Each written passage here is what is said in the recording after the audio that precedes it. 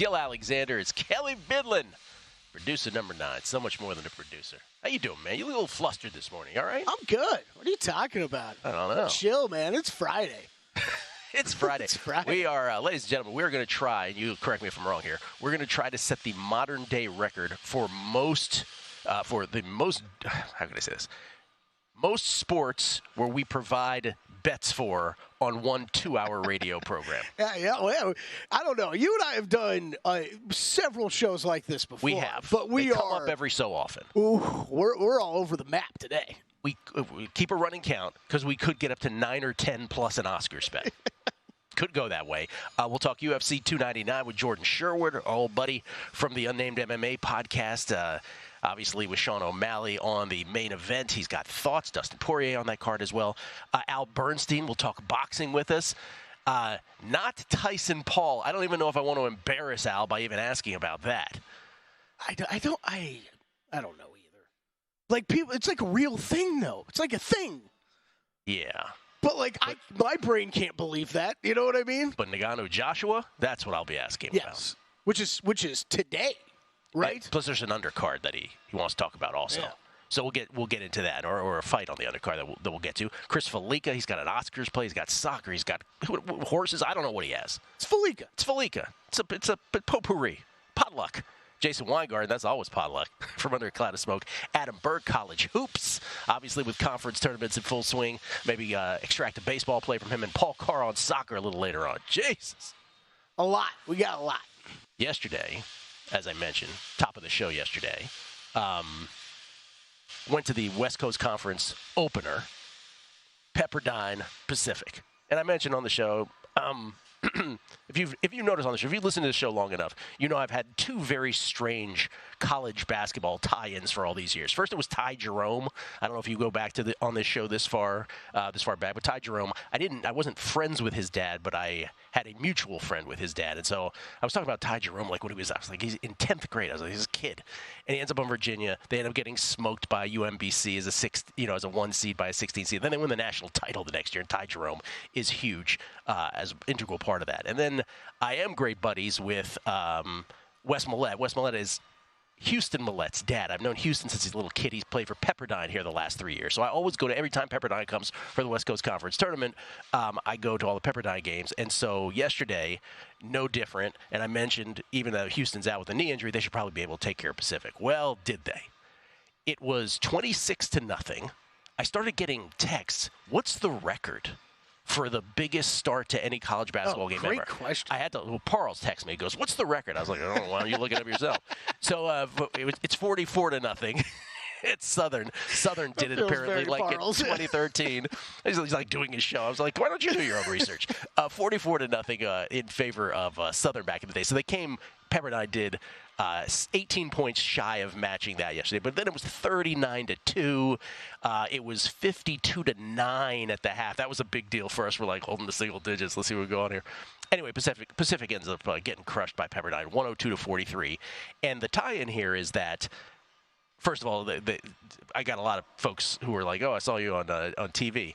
If they had randomly just placed the camera on anybody in the crowd, you might have caught me, because it's only friends and family there. It might have been 100 people. I'm not good at counting in that kind of group. Yeah, me either. But literally, there was no paying fan that had no connection to either team. Yeah. But at the game, I happened to run into Matthew Holt, who works for U.S. Integrity, of course. Okay. And, we said our hellos and our pleasantries. And then as this game was just getting ridiculous, I thought in my head, I said, when I go up the stairs and I run into Matthew again, I'll make some quip like, "Hey, you probably should check on these Pacific guys."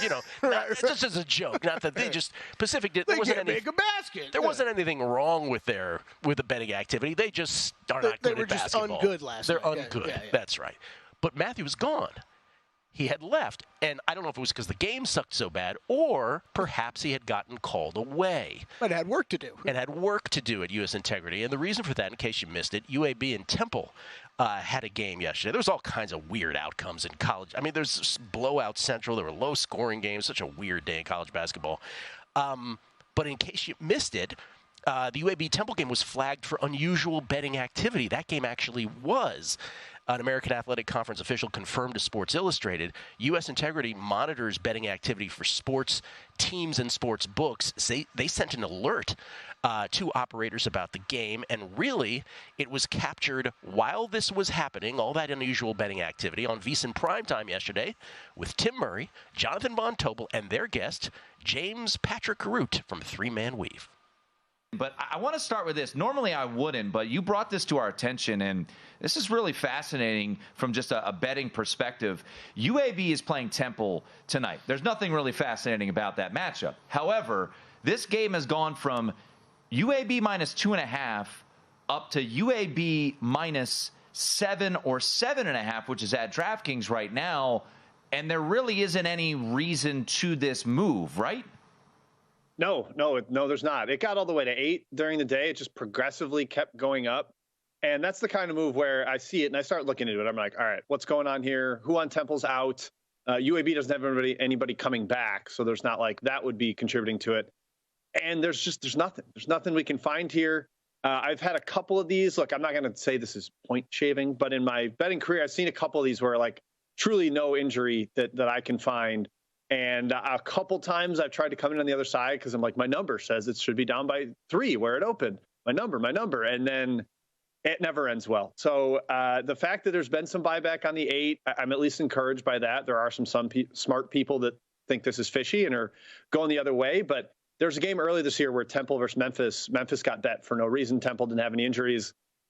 So it's weird to see it a second time with Temple. This is bizarre. It is not a normal happening in the market, especially this late in the season. Jimmy Root all over it. All over it, including citing an earlier Temple game this year. By the way, UAB wins this game yesterday by 28, 100-72.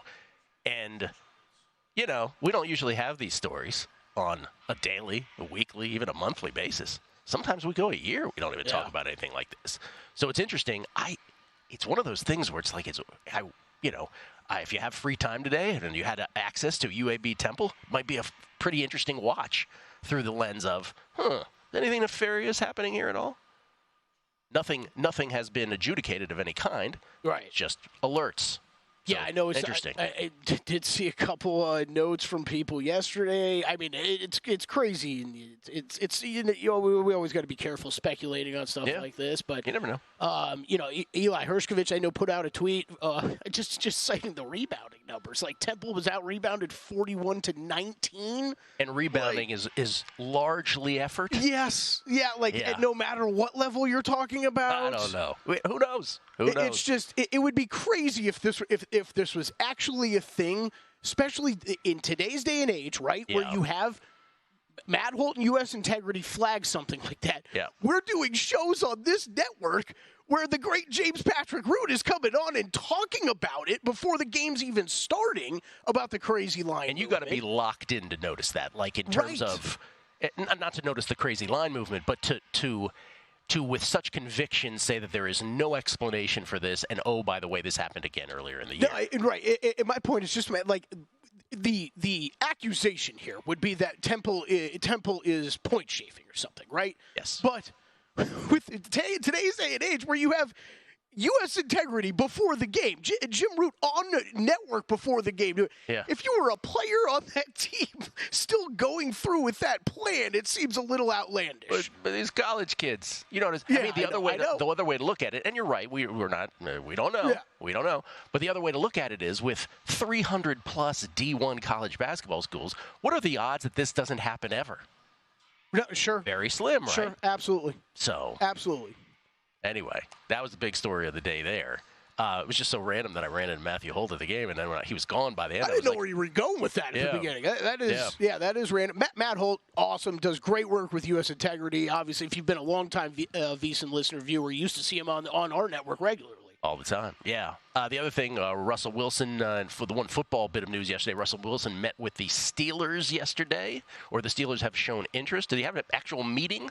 I don't want to get that straight. He reports that he has set. There's been a meeting set with the Steelers for him to have conversations. There you go. With. So that, of course, affected the line in terms of Russell Wilson's next team.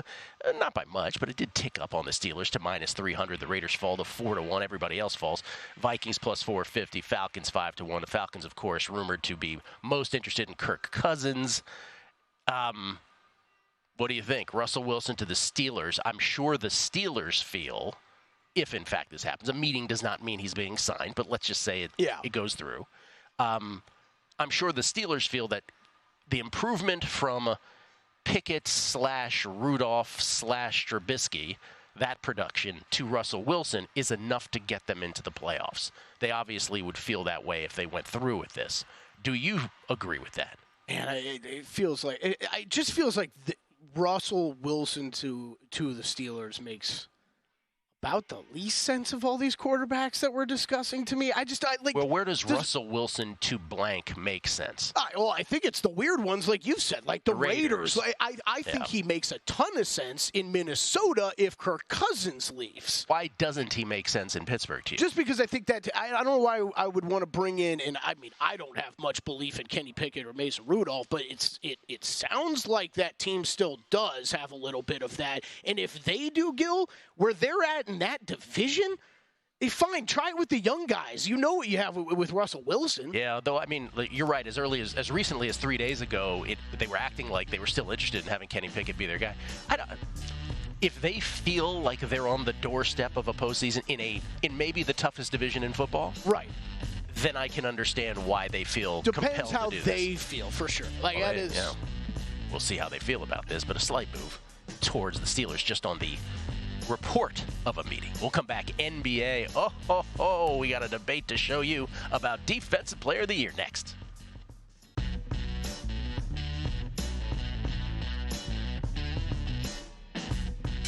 A numbers game on VSiN, the sports betting network. Baseball is back, and what better way to hit off the grapefruit and cactus leagues than with VSiN's free MLB betting primer. This primer will tell you how to bet on spring training and continue all season long with our VSiN experts' World Series futures analysis. Our free MLB betting primer has basic baseball betting advice for those new to betting MLB, plus a breakdown on how to use sabermetrics for more data-driven bettors to make this your best season yet. Bet the MLB smarter this year. Download the free MLB betting primer now for free at VSiN.com/guide. That's VSIN.com/guide. Gil Alexander, we get tweets at Beating the Book. Always appreciate the feedback. This is from Cashflow Sports.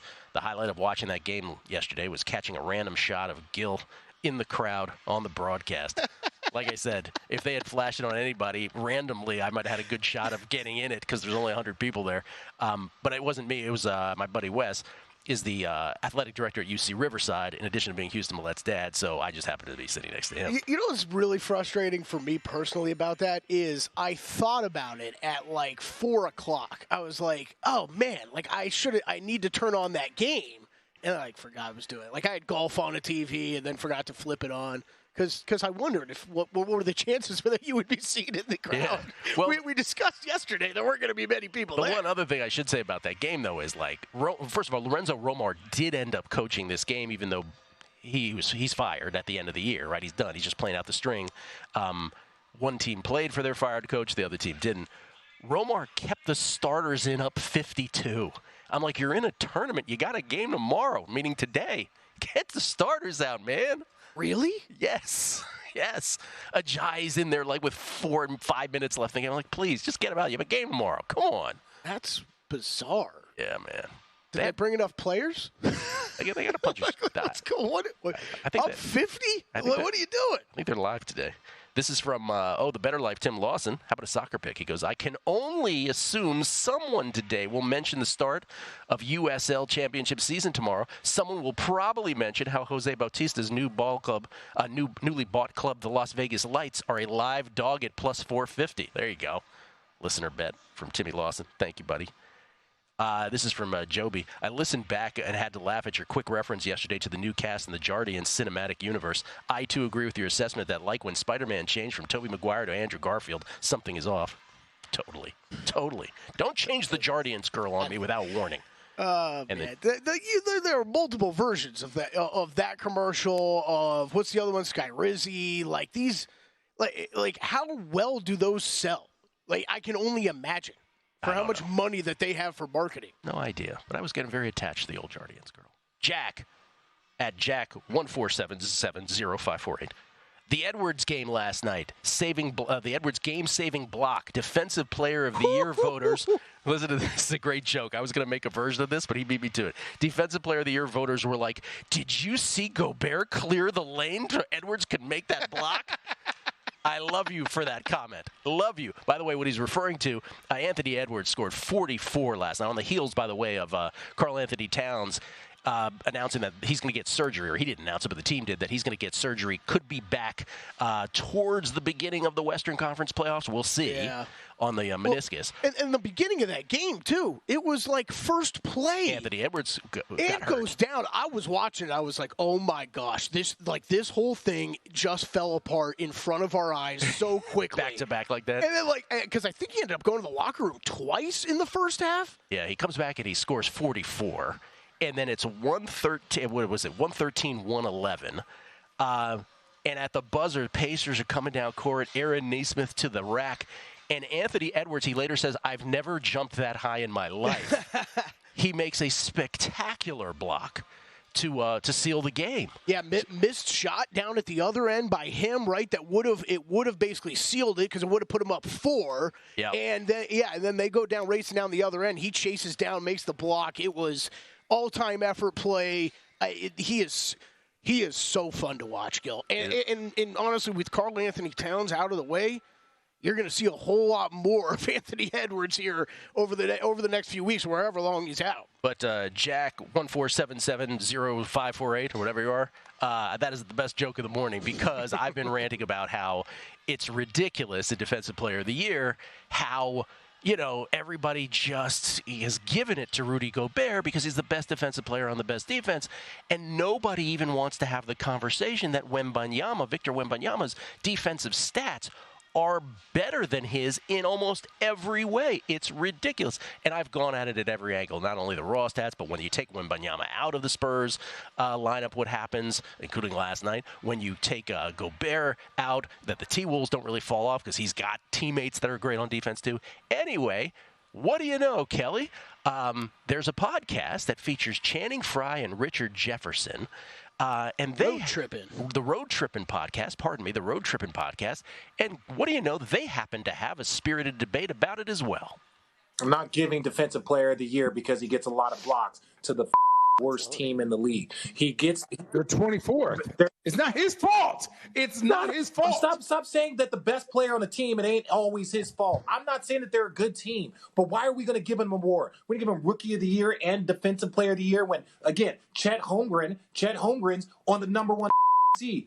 Minnesota has Rudy Gobert. They're the number 2 seed. And it's like, well, look at his number. Rudy played with Jaden McDaniels. Come on, bro. Rudy Gobert is playing with 2.5 All-Stars. Thank you. Rudy Gobert is a certified. Fine. Wow. They go on for several more minutes, yes. And a lot of beeps would have been necessary if we kept going, too. Yes, yeah. Well, Tom Check, good job. So that's Richard Jefferson. Yeah, by the way, nice job, Wyatt, because that could have been the end of us. Richard Jefferson is the one taking up cursing, who is taking up the Gobert is absolutely the guy, and what are we going to do? Give him Rookie of the Year and Defensive Player of the Year? Both talking about Wembanyama, and Channing Frye, the voice of reason as far as I see it, is the one taking the Wembanyama side of things. Anyway, where it is currently in the market, Gobert minus 750, Victor plus 750. I think, though, that's for things that you've clamored for. I have clamored. To hear from people. I have clamored. That was at least, I think, a great example of where this race is currently at, where you have 2 former NBA players, high-level NBA players, maybe one known for his defense a little bit more than the other, arguing about who should be the leader, in this award category. Yes, because all I said was I have a preseason bet on Wembanyama. I just couldn't believe that no one was even willing to have the conversation about it. And now we are seeing people are finally getting the sense, some with cursing, to have the conversation about it. Richard Jefferson is fire. If you have plenty of time, you can go watch. There's about 3 more minutes of that conversation. I just didn't want to keep going back to. But it is, Channing Frye making all the points that you've tried to make, right? It is, okay, yeah, Rudy Gobert's on a great team, great defensive team. There are multiple other guys around. That's why my man's joke on Twitter was so great. Yeah. I mean, it is. You have between Mike Connolly, Jaden McDaniels, like you have guys that have been high level defensive players in this league before on that team. So I get it. I get it. It's just tough because we never see this. I mean, it's just something we never see. So I get it. It's tough. The other game of note in the NBA yesterday, well, there are other games of note, but the biggest one, of course, was the Celtics-Nuggets game, where Celtics fall short again against the Nuggets. Jokic with a 32-point triple-double, best around, 32-point triple-double, 115-109 in favor of the Denver Nuggets. And I am certainly not the only one to have said this, but I have certainly said a couple times already since coming back from vacation, boy, is it going to be awkward when the Celtics lose in the playoffs for some of y'all who think this is the championship team. I just don't think they are. It's the test. I mean, this is the test for them, right? It's over and over again. It's in the big-time moments, can your two-star players show up and finish a game? And Jason Tatum is not having as good of a season this year as he has in previous seasons. Like, that's also part of this. So the notion that he could somehow turn it on, he's like actually diminished a bit this year. And then, of course, there's always the Porzingis injury, wonder as well. Might that come? But that's obviously more hypothetical. Odds to win MVP, Jokic minus 170, Shea at plus 250. That's actually a tick in the direction of Jokic by about 10 cents in each direction. Yep. Jokic to the positive, Shea Gilgeous a little longer. Luka remains at 7-1, Giannis at 16-1. And there is Jason Tatum, by the way, at 25-1. Jason Tatum is not the MVP. Stop it. Anybody betting that? Kelly will happily take your money. Yeah, I will. Yes. I'm glad you put it that way too, because when I was typing these back up this morning, that was the most shocking thing to me. I know he had got bet down to this because I think there's just been the random nationwide groupthink of, oh, they're the best team in the league. Who's the best player on the best team in the league? Let's bet him for MVP. It's absurd that he's even in this conversation because, again, Gil, because I'm gonna keep beating the drum for this. We're watching one of the greatest MVP races in the history of the NBA with what these guys are doing night to night. And I'm talking all four of them, but especially those top three guys. Luka, 30-point triple-double. Nikola Jokic, 30-point triple-double. Every single night we're seeing this out of these guys. It's incredible. It's incredible. You might be right. It might be one of the great MVP races ever. It might come down right to that wire. Channing Frye's my new dude, man. We're like simpatico, how we think, as he just takes the curse storm barrage from Richard Jefferson. Phenomenal. Hey, Richard, just because you curse more doesn't mean you're right. Just want to point that out. Let's start the sport cavalcade next. UFC 299 with Jordan Sherwood on the other side. Numbers Game VSiN, the Sports Betting Network.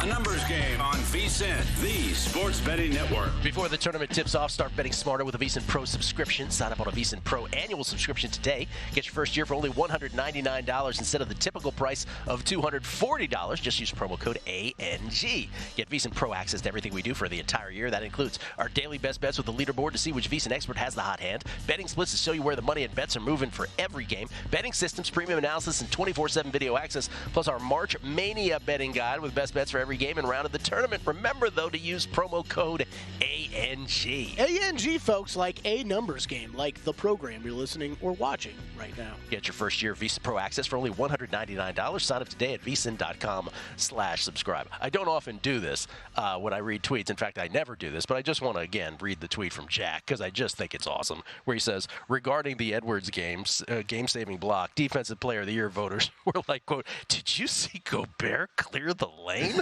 for Edwards to make that block? It's amazing. So true, man. It's so true. James. This is James at the James Lloyd. He said, if Russ looked like a deer in headlights and on the verge of shedding tears with Sean Payton, what do you think will happen when Tomlin rips into him? Russ could possibly end the run of winning seasons for Mike. I don't know. Payton was just an awful human being from the beginning. Well, like, he had it out for when he got there. The first thing out of Peyton's mouth was, yeah, he should stop, like, shaking hands or, like, running for, what did he say, running for office? What did he say? When Drew Brees did that, like, every day in New Orleans. He had it in for Russ. And there's also, like, the Sean Payton stuff. I never want to go too much after Sean Payton either because, like, he was angry with what the Broncos set up Russell Wilson to do as far as like what he had his own office and like locker room and extra people around and stuff. Like that's a lot of the stuff he was so angry about. Don't give Sean Payton any slack. He went after Nathaniel Hackett, like broke the code of coaches. That was terrible. That was awful. Again, how many was that? 17 Super Bowls you won, Sean Payton? Oh, one, I forgot. You're also a scab. Michael Burns, report Wilson had exploratory meeting with the Giants. You see that? Russell Wilson also met with the Giants. That makes the least sense of anything. Russell Wilson to the Giants. What does that do for you? I mean, I want to agree with you, but what are the Giants doing? Like, what are the Giants' short-term and long-term plans? I don't know. Anybody got that idea? Mike Alvarez, enough with the betting stuff. Let's talk commercials. Have you seen the new episodes of Curb Your Enthusiasm? The references to J.G. Wentworth commercials are hilarious. I can only imagine it leads to a 1-800-CARS for Kids crescendo. The J.G. Wentworth part is funny. Oh, you started watching? I still haven't started watching. I watched the first couple episodes. Okay, all right. That's awesome. I'm going to try to convince Gill to start a commercial review podcast with me. You think it would do? How badly do you think it would do? What a very specific niche audience that would be. By the way, Mike Alvarez, you should know that my man who I hang out with all the time at the Pepperdine games, Wes, you may know him by yoga pants. For those who have listened to the podcast for many years, one of the great stories of all time, yoga pants. Ladies and gentlemen, UFC 299 tomorrow in Miami. And our old friend Jordan Sherwood joins us now. It's been a long time on the Progressive guest line. Jordan joins us from, of course, the Unnamed Podcast. How you doing, man? What's happening? I'm good. How do you guys not reference the shouting match that Larry David had with Siri? Because we've all been there with this recent season of Curb Your Enthusiasm. I'm assuming Gill has, and I know KB has. We've all been there, right? Oh, I yell at her every day. Yeah. I haven't seen it yet. Here's the reason why I don't mention that particular scene, Jordan, because I thought that kind of thing was almost too forced. You know what I mean? Like it wasn't nuanced or organic enough. You could tell they made a point. Let's have a scene where Larry screams at Siri. Does that make any sense? Commercials are more, it does make sense. The commercials are more subtle. I like that better. All right, Jordan, again, the co-host of the Unnamed MMA Podcast. Wood on ESPN 1000 is where you can find him on the Twitter machine. He joins us to talk UFC 299 on the Progressive guest line. Let's start with the main event. Let's do it in that order. Usually we crescendo, but we'll start at the main event. Sugar, Sean O'Malley, Marlon Vera. Sean O'Malley's only defeat to Marlon Vera back in the day. But O'Malley, a big favorite here. Why, sir, will this be different? It would be different because Sean O'Malley's not the same fighter. Sean O'Malley, I think, showed how talented he is the last time he was in the octagon when he knocked out Aljamain Sterling to become the UFC bantamweight champion. And obviously, in this sport, when you've been in the octagon with somebody before, whether it be just a few minutes like he was with Chito Vera or if he had a 25-minute war, just the experience factor in knowing what that other opponent's going to bring is a value proposition if you're backing Sugar Sean O'Malley. The thing that I'm looking at in this fight is the fact that the rumors are out there that Chito Vera did not have a good camp. Multiple sources cited that. He did not look good today in the weigh-ins. He had to have, everything taken off to make the championship weight. And I think Sugar Sean O'Malley has evolved as a fighter, whereas Chito Vera has kind of relatively stayed the same fighter. Good fighter, deserves to be fighting for the championship, but I think we're going to get a different result than Sugar Sean's going to be, and still the UFC bantamweight champion of the world after Saturday night is all said and done. But you're not laying the minus 265. You're betting this a different way. Yeah, I am. The way that I'm going to bet it is O'Malley via knockout. And there's a little bit of a risk there because Chito Vera is renowned for his chin and his durability and his toughness. But I think that the way that he fights, because Chito Vera is not a wrestler. I'm looking for a wrestler if I'm thinking about a guy that's going to defeat Sean O'Malley. Maybe the next contender in Merab Dvalishvili, but we're not there yet. Chito Vera is a guy that's going to rely on his toughness, his cardio, and dirtying up this fight. Now, if it gets to the championship round, we could be talking about a different story. O'Malley's never been there. There's questions about his cardio, and he's certainly got those frail legs that Chito Vera is going to look to expose. But I think the value is that Chito Vera's defense is susceptible. O'Malley is a sniper, and I think via knockout at plus 260, plus 265, that's the value I'm hunting for, and that's what I'm likely going to play on Saturday night. All right, Jordan, I know you don't have a bet in the co-main, but I want to ask you about it. Dustin Poirier, who we're all familiar with, been around forever, 35 years old now, probably best known to the casual fan from the 2 defeats that he had of Conor McGregor. Going up against Benoit Saint-Denis here. Poirier, big dog. You're not playing this? Yeah, if it's continuing the trend at the way it is, I'm eventually going to. I mean, you're never going to see Dustin Poirier at plus 180 like where he is right now. I mean, we're talking about one of the best fighters of all time, former champion, been in there with everybody, the who's who, not just Conor McGregor, of the lightweight division. But there's a little bit of recency bias. He's coming off that brutal head kick knockout against Justin Gaethje in the BMF fight, a fight that he was winning. And Benoit Saint-Denis is a killer. I mean, this guy is surging, meteoric rise, 6-fight win streak, all of them, or I think 5 or 6 of them via finish. So there's just a worrisome factor about, is Dustin Poirier war after war? I mean, he's been in so many big-time fights and 5 rounds, just wars against the top-tier talent. It's too risky right now. If it stays there or maybe it values up a little bit more, then yes, you have to play Dustin Poirier. But I'm on the side of a finish. I don't think we're getting 5 rounds of great fight. I think one of the guys is going to be able to finish the other. Either Dustin Poirier is not the same fighter, and he's seen his better days or in his past, and Saint-Denis is going to find a finish, or this step up in competition is just way too much for Saint-Denis to handle, and Dustin Poirier is going to expose him and showcase once again why he's just so talented as a fighter. Yeah, this card is awesome. A lot of these names familiar for those of us who were all about this sport during the pandemic. Gilbert Burns is on this card. You are making a play on Peter Yan, speaking of that. Yeah, I can't fathom that this guy's going to lose 4 fights in a row, and it happens, but he's just so talented of a fighter all around, been in the championship fights, probably would be the champion if he didn't illegally knee Aljamain Sterling a few years ago. And I get that Song Yadong, his power, he comes from a great camp, Team Alpha Male. That's where Uriah Faber's the head coach, and they've had champions out of that gym. And the question marks about his cardio have been answered because he's gone 5 rounds and finished guys in championship rounds. But I just think the all-around overall game of Peter Yan is finally going to show up, and he's going to have his hand raised. So I think that, he's not going to be threatened by Yadong's power, and he's going to get out to an early lead and showcase how talented of a fighter he is. I mean, it's a virtual pick'em, so I understand people on the side of Yadong and why they like him, but I just think that Peter Yan is just too talented of a fighter to have 4 losses in a row on his career record. All right, we got about 45 seconds, Jordan. You do have the preliminary card and, of course, the early prelims. What's your favorite play among all of those?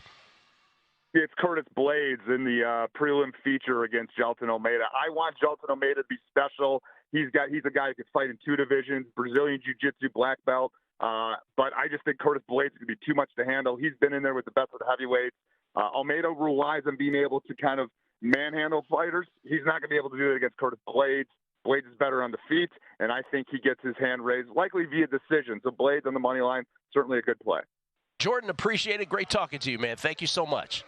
All right, thanks for having me. And Jordan with some Curb Your Enthusiasm knowledge as well. There you go. There as well. Appreciate that. Again, the Unnamed MMA Podcast for Jordan if you want to check it out. And Kelly will put all these plays, every play from every guest on the show today, and in fact, every guest from every show at VSiN, at VSiN.com/picks. I'll have my tennis plays coming up a little later on as well. Chris Felica joins us next. College hoops, soccer, the Academy Awards. What else can we extract from him? It's a numbers game at VSiN, the Sports Betting Network.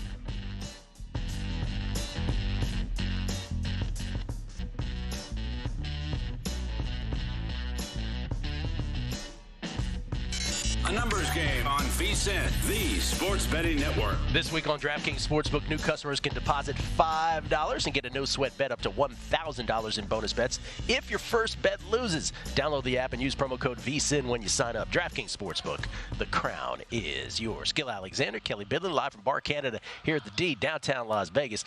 My instinct is to always go to read some tweets because this show has the best listeners that have ever existed in the history of radio and television, I believe. But we have too many things to get to with the Bear, El Oso, Chris Felica, the host of the Bear Bets Pod. He comes to us live on the Progressive Guest Line from his lair somewhere in Connecticut. How you doing? The svelte Chris Felica. How you doing, man? I'm doing well. The sun is out today, and in Connecticut we had a dreary week of like rain and gray, and it was miserable. But it's beautiful out right now, so I'm in good spirits. You're never moving from Connecticut, are you? It's just the lure of Connecticut and too much for you to handle. I will be moving from Connecticut. I can promise that. It's funny because not to take up too much of the time, but I can remember like when I got back from Australia. My wife and I went over to Newport, just like walk along the coast for the day because she loved my pictures from walking along the Australian coast. So we got talking, and then like out of nowhere, she's like, "So where do you want to retire to?" So those conversations have been had, and probably those conversations are going to lead to us somewhere abroad. Abroad? Oh, okay. We'll have to post. We'll post odds on that. Abroad will be exactly. Will be installed as the favorite because you can't bet on something unless you install it. No, Portugal. Exactly. All right. Let us start with horses. What do you got for the horse crowd out there? Well, we got a good card tomorrow with Tampa Bay Downs. It's kind of their big day. The Tampa Bay Derby is their big race for 3-year-old colts on the Derby Trail, and there's a big favorite in the race. Well, no more time and domestic product to go first and second choice, but I think if you look a little bit further down the board at good money, the number 4 horse broke maiden at Tampa from the rail at 7 furlongs. Like for those who like Samich, right? Samich knows what I'm talking about. Like for a horse first time out to draw the rail at 7 furlongs and win is pretty impressive. Now, a lot of times these horses, you have to be pretty special to win right back. But I think good money for Chad Brown and Arad Ortiz Jr. Riding for Chad, which is a tell at 15-1. That is worth a play. That's race 11 tomorrow, the number 4 horse, good money. And then in the race just prior to that, which is the the Florida Oaks at Tampa on the turf, the number 7 horse, Style Points, is a horse that I love in here. I love the sire Oscar Performance, the Brumaire sire, Go Sapper, one of the great horses. Christophe Clement, his horses win at a very high percentage at Tampa. And I love the pattern of this horse. Was a beaten favorite first time out to another horse in the race, Dynamic Pricing, who beat Style Points. Next race out, broke maiden at a nice price.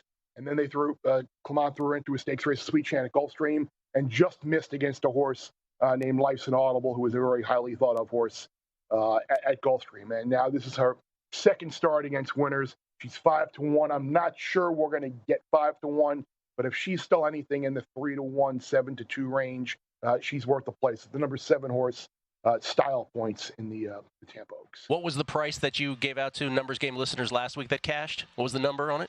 It was 9-2 on the morning line and got bet down a little bit to like 4-1, 7-2. All right. Another Christophe Clement horse, by the way. Yes, that's why I bring it up. Okay, soccer. What do you like? Obviously, my allegiance is for Liverpool on Sunday. I don't have something that I really love. Well, I shouldn't say that. I think both teams to score is probably the way to go in that game because, look, it's Manchester City's last opportunity to know that they fully control their destiny to win the Premier League. Like if they get a draw tomorrow, they're relying on someone else to cause Liverpool to drop some points. So they're going to have to go on the road and press. And if Ibu Konate, who potentially suffered an injury yesterday in the Europa League in Prague, if he can't go, that kind of hurts Liverpool's back line some. But this feels like a both teams to score. But I know it's like minus 220 or something like that. It's just through the roof. So like if you want to put down an official play at a better price, you can put down Arsenal minus 1.5 against Brentford. If you go back over Arsenal's last however many Premier League matches, 6-0, 4-1, 5-0, 6-0, 3-1, 2-1, 5-0. Like they have been absolutely destroying people in the Prem because they know they needed to make up a goal differential potentially against City or Liverpool if they wind up tied at the end of the season. So Brentford's a team that's kind of in disarray right now. So Arsenal minus the 1.5 at home against Brentford tomorrow, I guess you could put down as the official play. I think that's around minus 150 or so. Yeah, Liverpool-Man City, the biggest sporting event in the world this weekend. Paul Carr will be on later. I'm not sure if he has a play in it either, by the way. Teams separated by 1 point at the top of the Premier League table with 11 games to go this year. I got enough Liverpool at plus 750 or so that I'm all in at this point. So We know my allegiances, and I'm hopeful that they can get the win at home. All right, let's go to college hoops. What do you got there? I don't have really anything in the conference tournaments, but I have been looking like at teams that I'm gonna want to bet on, or maybe like once the bracket comes out, teams that I want to focus on. And like, I've never been the biggest Gonzaga guy, but this year they're the kind of been a little bit dismissed, I think, a little too early. I mean, this is a team that lost twice in the West Coast Conference, by 2 and by 1. And then they went to St. Mary's last week and annihilated St. Mary's. They got a win at Kentucky, and people are talking about them like they're like 10-6 in the West Coast Conference, like they're an afterthought. And like I've seen them projected to be like a 10 seed in the tournament. Like I would love to get a good price on them to maybe reach the Sweet 16. I mean, I'm sure they'll potentially be a dog in the second round, obviously, but maybe the first round as well. So maybe just the money line might be the way to do it. But I'd like to see what type of odds I can get on Gonzaga to reach the Sweet 16. I'm sure it'll be a good price. And I've seen plus 1,900 to be in the Final Four, which I don't know if I'd go that far. But Gonzaga, I think, is a team that for the first time this year, I feel like this is how they made their run. They were the double-digit seed that made the Sweet 16, the Elite Eight, and pulled upsets. So the pressure might be off Mark for you a little bit this year, and kind of a free roll. Boy, what was that late 90s when we the Gonzaga team you characterized right there was like the late 90s version of Gonzaga when no one expected anything from them. I did ask Kai McKeon from 3-Man Weave earlier this week. I was like, okay, give me a team in college hoops that you feel has the widest outcomes, variance of outcomes come tournament time. And the first team out of his mouth was Gonzaga. So to your point. Yeah, to your point. First of all, how dare you miss that, by the way? Okay. Well, I thought it was going to be Jim. I thought Jim was on. I get Jim and Kai confused. Jim is too busy working for U.S. Integrity now. So I feel good. I feel good about that, by the way. Actually, to be on the wrong side of a rigged game, because I had Temple last night when it hit 8. I'm like, why the hell does this game hit 8? And to be on the wrong side of a rigged game, I feel like I accomplished something last night. That's such a great nuanced betting that I feel great. I was on the wrong side of a possibly rigged game. All right, 96th Academy Awards on Sunday night. You, sir, have some thoughts as well on this. I do. I didn't go full tuxedo like Brian Ortega did yesterday, and I actually did play his adapted screenplay, American Fiction. I found some places to get down on this as well. But if you look at the best visual effects, Godzilla -1. I played this a few weeks back. It was like -105, 110. Like it was bouncing back and forth. And I noticed yesterday it was like -250 in some spots. So kind of along like his theory with American Fiction adapted screenplay. Like Godzilla -1 is taking some pretty good money.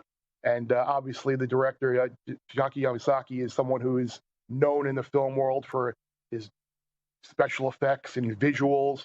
And obviously Japan finances a lot of these types of movies. So I'm just kind of reading, putting the dots together. I have not seen this movie, full disclosure, but I'm just kind of following the market here and kind of following the trail and listening to some smart people. So I think Godzilla -1 for best visual effects is still at a -250 or so, whatever it is now. I would lay that. How many films of this bunch? Because for me, I saw Barbie, and that's it.